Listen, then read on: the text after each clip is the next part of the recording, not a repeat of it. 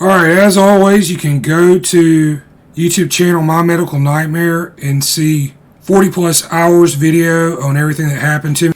Alright, Ascension named as two former Indiana state officials have filed a whistleblower lawsuit that alleges that the hospital system committed tens, likely hundreds of millions of dollars of Medicaid fraud. This is according to an article published by WFYI-FM Public Radio out of Indianapolis, Indiana, dated September 17, 2024. They write, the former officials filed the lawsuit in early 2021 when they obtained access to analysis from Indiana's fraud and abuse detection system contractor, IBM Watson Health. The case was sealed until earlier this year. They write, the lawsuit alleges four companies in charge of managing Indiana Medicaid knowingly and improperly misused millions in Medicaid funds to pay claims that violate billing requirements. It also said 6 hospital systems obtained millions of dollars in funds by submitting thousands of false claims to Medicaid. In the United States, Medicaid is a government program that provides health insurance for adults and children with limited income and resources. The program is partially funded and primarily managed by state governments. Alright, so at WFYI's website for this news story, you can read 77 pages of official documents. And some of the false claims scenarios mentioned here include improper claims for services supposedly rendered after beneficiaries' deaths, improper separate hospital inpatient claims despite readmissions within 72 hours, improper hospital transfer claims, improper inpatient claims without 24-hour hospital stays, improper retention of capitated payments after Medicaid beneficiaries' deaths, duplicate claims for the same service. The introduction reads, this is a civil action on behalf of the government and the state to recover treble damages and civil penalties for Medicaid fraud.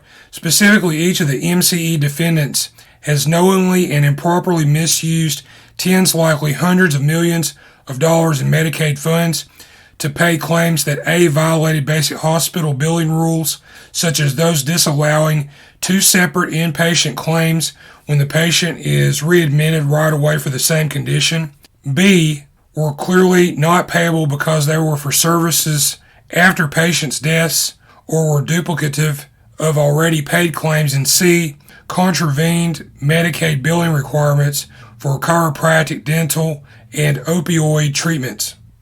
Each of the hospital defendants, in turn, knowingly and improperly obtained tens of millions of dollars from Medicaid by submitting thousands of false claims that either A, violated basic hospital billing rules, or B, were clearly not payable. This misconduct by the MCE defendants and hospital defendants, moreover, has contributed to the nearly $1 billion budget shortfall for Indiana Medicaid that emerged in December 2023, which has led to significant cuts to services for the elderly and disabled children in Indiana. Additionally, reports that a senior executive at Indiana Medicaid may have tried to squash investigation attempts into fraud practices is curiously mentioned within the same paragraph that mentions political influence.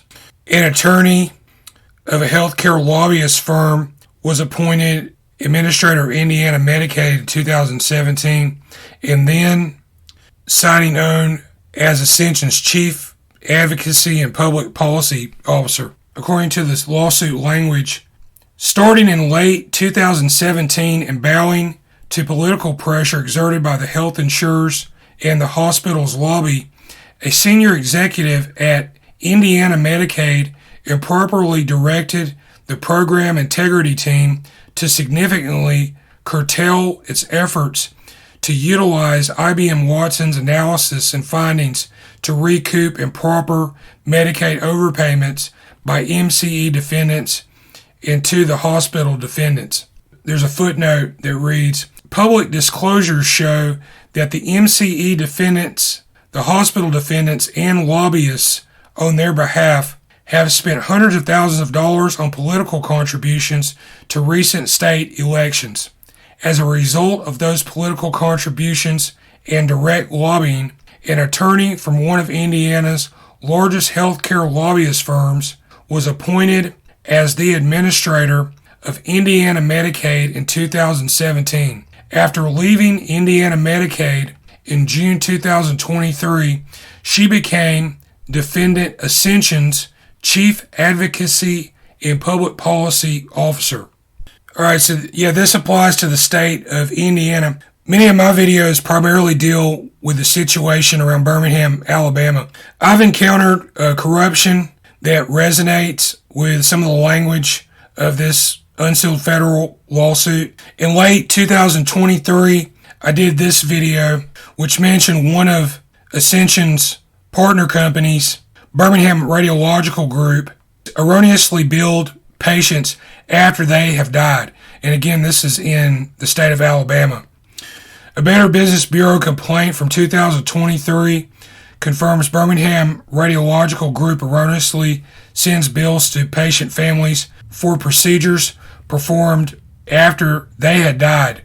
The complaint spouse mentions this was for a scan performed in 2022, although the patient in question has been deceased for several years. Multiple attempts to correct this issue and obligations made by Birmingham Radiological Group to the patient's family have not been successful. So it looks like this may be the tip of a very large iceberg. I myself am aware of several investigations by the United States federal government into the business dealings of Ascension and its partners. If you want some clues on the type of corruption that's going on, please check out the patient customer reviews and complaints on the Better Business Bureau website, for example. And then you can see an inside picture of what's going on through the employee reviews on the nd.com website. You've reached the Ascension System Office General Mailbox. After the tone, leave a detailed message and someone will respond to your call. Thank you. I'm trying to reach CEO Joseph Impichike, and he can contact me at that number, and I have a message that I would like to give to Ascension. Between 2018 and 2019, I was an emergency department patient at Ascension St. Vincent's East Hospital in Birmingham, Alabama. I believe I had broken my neck. I had an x-ray, 2 CT scans, and later an MRI looked at by Ascension St. Vincent's doctors. Each time they had told me I had no injuries in this area, I knew their diagnosis was an error as my condition worsened. The area became infected and infested with parasites. By summer 2019, I almost died. I obtained my medical records from your hospital along with the x-ray, CT, MRI imagery and discovered the truth of my injury.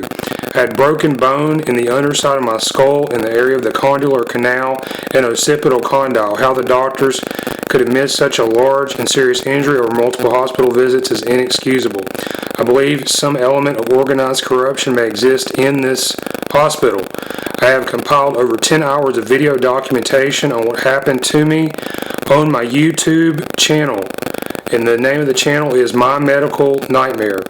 I believe I may have been a victim of patient dumping in the course of my seeking treatment, which is a violation of EMTALA, E-M-T-A-L-A. When I told medical staff associated with Ascension about my discovery that I had been misdiagnosed repeatedly, I was personally attacked and my psychological state was challenged, and this is reflected in medical records I obtained later. I could not obtain proper treatment or diagnosis for this injury because doctors and nurses that I would subsequently have encounters with would only entertain what the erroneous Ascension ER findings were. My mother, who was a nurse for 20 years, had the misfortune of working in an Ascension hospital when I questioned my MRI findings involving St. Vincent's Ambulatory Healthcare Network, LLC, and Dr. Michael Brandt Ruff, MD, radiologist, in March 2019. My mother, who was a nurse for 20 years and worked in the Ascension Hospital, she was terminated from her job there around the same time. And so this phone call, I challenge the misdiagnosis of Ascension St. Vincent's East Hospital, Birmingham, Alabama, and I challenge the policy of this hospital. And Mr. Pichike, I think you need to look into this, please. Please listen to my message, look into what I'm saying, and you're free to contact me. Thank you.